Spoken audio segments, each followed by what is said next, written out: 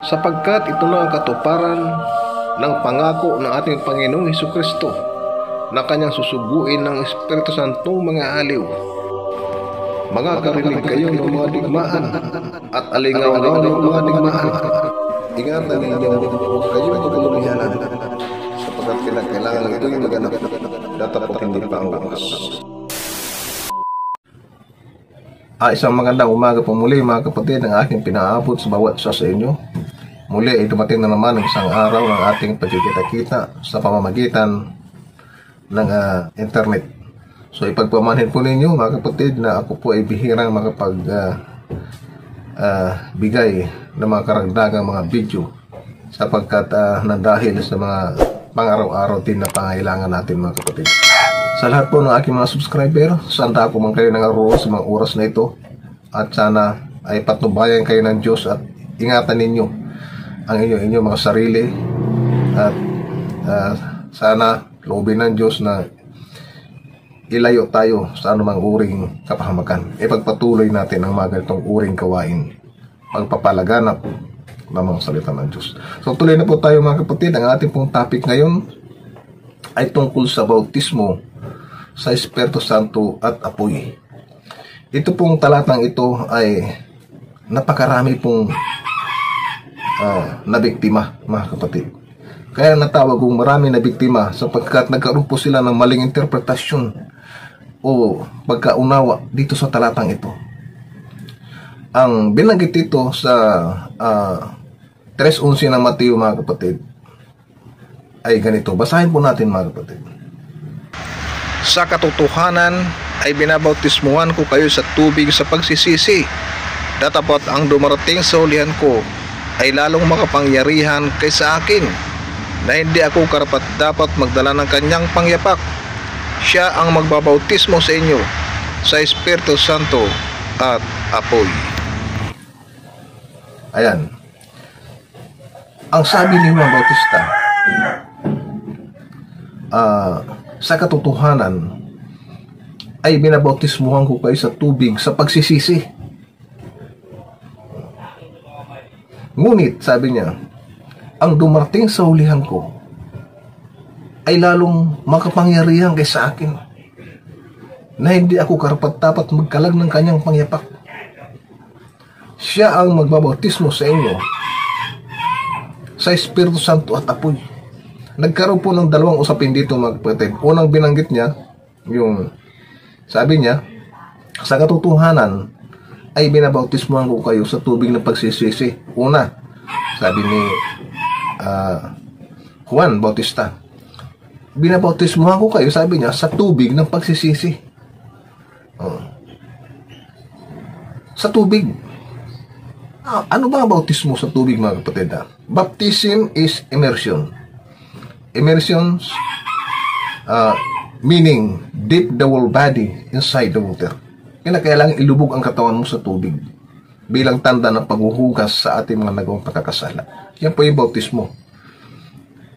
Ngayon, doon sa pangalawang na binanggit ni Juan Bautista, sabi niya, ngunit ang dumarating na kasunod ko ay lalong makapangyarihan kaysa akin, na hindi ako karapat-dapat magdala ng kanyang pangyapak.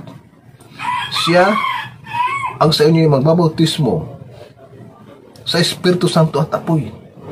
Si Kristo po ang tinutukoy mga kapatid. Yung apoy na binanggit doon, yun na yung magiging kaparusahan ng tao sa pagdating ng panahon.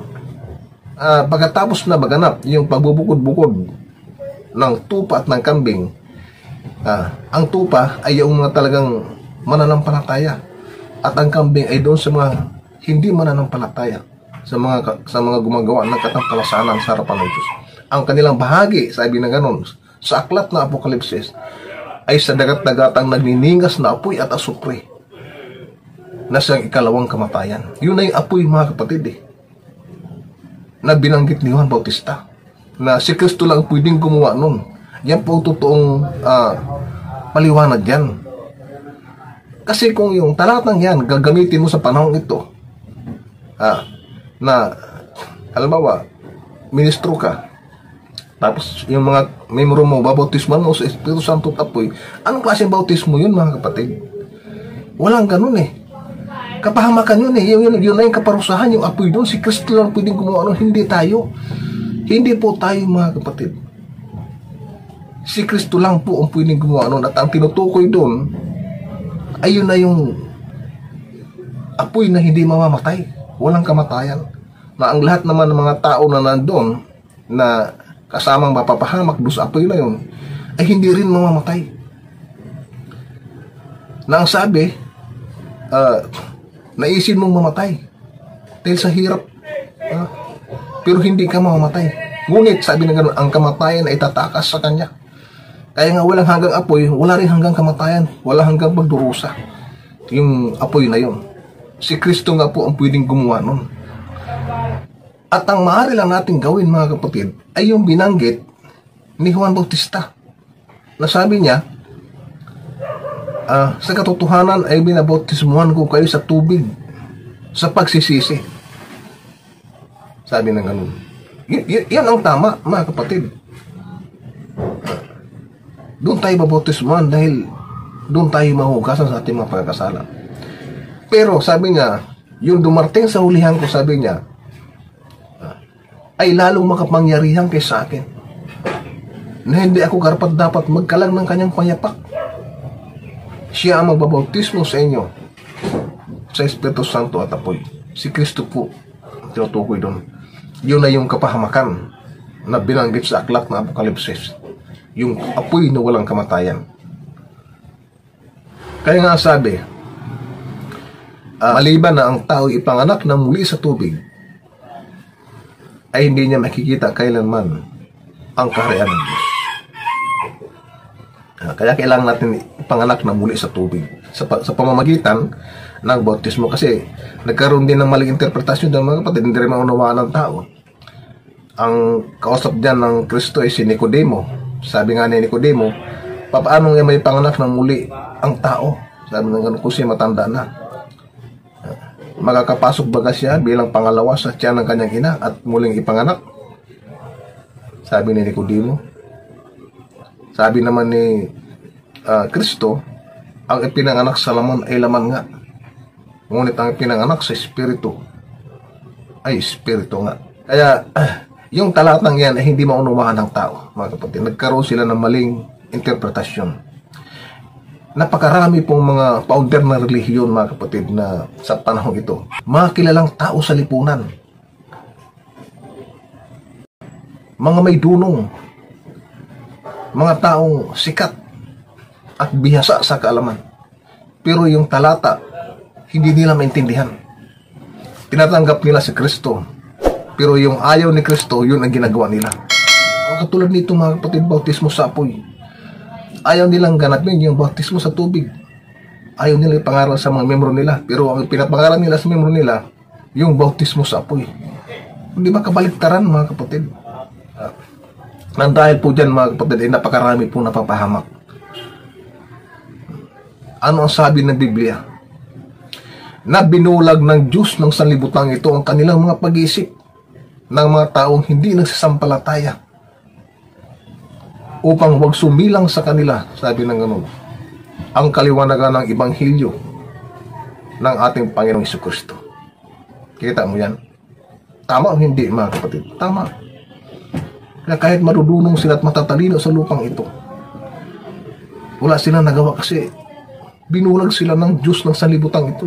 Sino ba ang Diyos ng sanlibutan ito, mga kapatid? Si Satanas. Luhod pa rin sila ng luhod sa mga larawang inanyuan. Na yung ayaw ng Diyos, ayaw ni Kristo.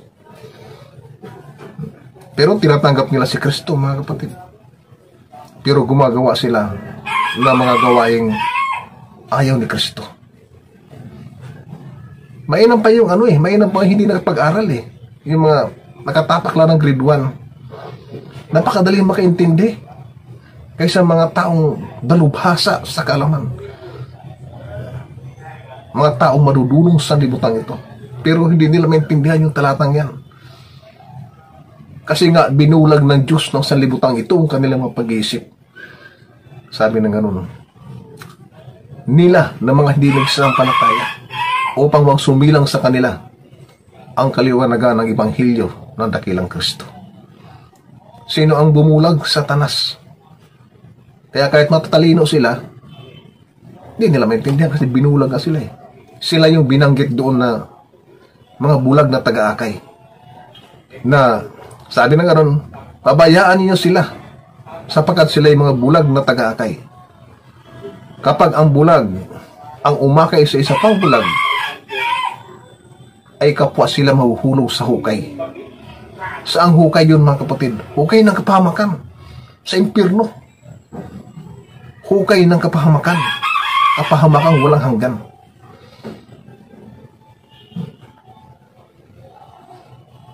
Kaya nakakatakot yun mga kapatid. Alam niyo kung bakit? Parating ng panahon doon sa paghatol ng Kristo, pagkatapos ng paghatol ng lahat, na may mga taong binanggit na ibubulid sa tagatang nagniningas na puweto supre. Ang lahat ng mga taong nandun, laman ang gagamitin dun mga kapatid, kasi ang nagkaroon ng kasalanan ang Espiritu dahil sa laman. Kaya laman, kahit na ilang libong taon ka nang namatay, may kapangyarihan ang Diyos na muli kang buhayin. Lalagyan ko muli kayo ng mga litid at tatakpan ko kayo ng laman at lalagyan ko kayo ng hinga upang mga alaman ninyo na ako ang Panginoon Diyos. 37 ng Ezekiel. Basahin po natin mga kapatid para maintindihan po ninyo. Pakinggan po natin. At lalagyan ko kayo ng mga litid at babalutin ko kayo ng laman at tatakpan ko kayo ng balat at lalagyan ko kayo ng hininga at kayo'y mga bubuhay at inyong malalaman na ako ang Panginoong Diyos. Oh, kita mo na. Lalagyan ko muli kayo ng mga litid at tatakpan ko kayo ng laman at lalagyan ko kayo ng hinga upang mga alaman niyo na ako ang Panginoon Diyos. Kaya mabubuhay kang muli eh. Makapangyarihan po ang Diyos mga kapatid. Kung yung lahat ka ng bagay na gawa niya na imposible sa ating paningin, pero sa Kanya lahat nagagawa niya. Nagawa nga niya sa andigdigan eh. Ang napakaraming mga daigdig na gawa niya. Langit at ng lupa. Yan pa yung buhayin niya muli, mga katawan natin, ang hindi niya kanyang gawin. Kaya kahit matagal ka ng libong taong ka na nasa loob ng lupa, bubuhayin ka niya muli. At pagka nabuhay ka niya muli, yung mga katawang na yan, yung mga katawang yun ang ibubulid doon sa apoy. Ngayon, sobrang hirap mo na doon sa apoy. Sobrang hirap ka na. Gusto mong mamatay. Pero ang sabi, ang kamatayan ay tatakas sa'yo. Hindi ka mamamatay. Kaya, hanggang dito lamang po mga kapatid ng aking video sa mga oras nito. Sana po ay huwag po ninyo kalimutan mag-subscribe sa aking channel. Hanggang dito lamang po at magandang umaga muli sa bawat isa sa inyo. Salamat po. Ingat.